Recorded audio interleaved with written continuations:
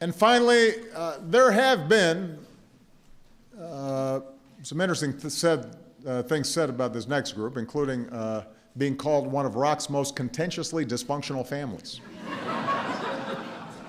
So yeah, it was unlikely that they'd ever get back together and that they'd call their reunion tour Hell Freezes Over. I love that. But here's the thing. When you listen to the Eagles, you hear the exact opposite story, and that is perfect harmony. You hear it in the crisp, overpowering a cappella chords of Seven Bridges Road, dueling guitar solos in Hotel California, complex, funky riffs opening life in the fast lane. It's the sound not just of a California band, but one of America's signature bands, a supergroup whose greatest hits sold more copies in the United States than any other record in the 20th century. And the 20th century had some pretty good music. So here tonight we have three of the Eagles. Don Henley, the meticulous, introspective songwriter with an unmistakable voice that soars above his drum set. Timothy Schmidt, the bass player and top line of many of those harmonies. And Joe Walsh, who's as rowdy with a guitar lick as I'm told he once was in a hotel room. Twice.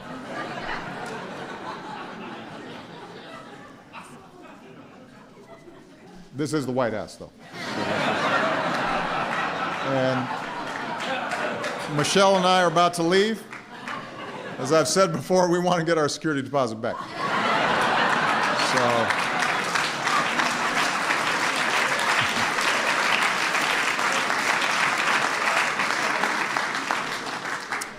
But of course, the Eagles are also the one and only Glenn Frey.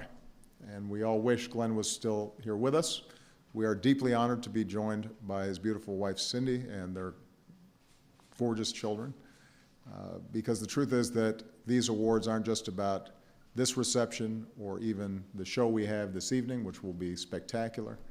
The Kennedy Center honors are about folks who spent their lives calling on us to think a little harder and feel a little deeper and express ourselves a little more bravely and maybe take it easy once in a while. And that is Glenn Frey, the driving force behind a band that owned a decade and did not stop there. We are all familiar with his legacy, and the music of the Eagles will always be woven into the fabric of our nation. So we are extraordinarily honored to be able to give thanks for the Eagles. And what's true for them is true for all of tonight's honorees. Remarkable individuals who've created the soundtrack to our own lives on road trips, in jukebox diners, folks who've mesmerized us on a Saturday night out at the movies or at a concert hall. Mavis Staples, Al Pacino, James Taylor, Martha Argerich, the Eagles. Their legacies are measured not just in terms of works of art, but the lives they've touched and creating a stronger and more beautiful America. They're artists who have served our nation by serving their truth, and we're all better off for it. So, before we transport ourselves to what I'm sure will be a spectacular evening, please join me in saluting our extraordinary 2016 Kennedy Center honorees.